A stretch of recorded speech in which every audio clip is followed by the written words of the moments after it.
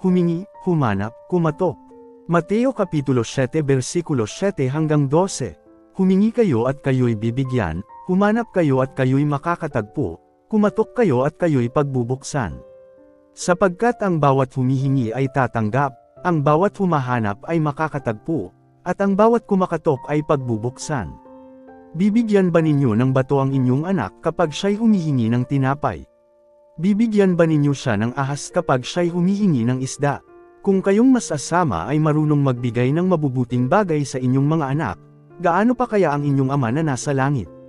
Bibigyan niya ng mabubuting bagay ang sinumang humihingi sa kanya. Gawin ninyo sa inyong kapwa ang nais ninyong gawin nila sa inyo. Ito ang buod ng kautusan at ng mga isinulat ng mga propeta.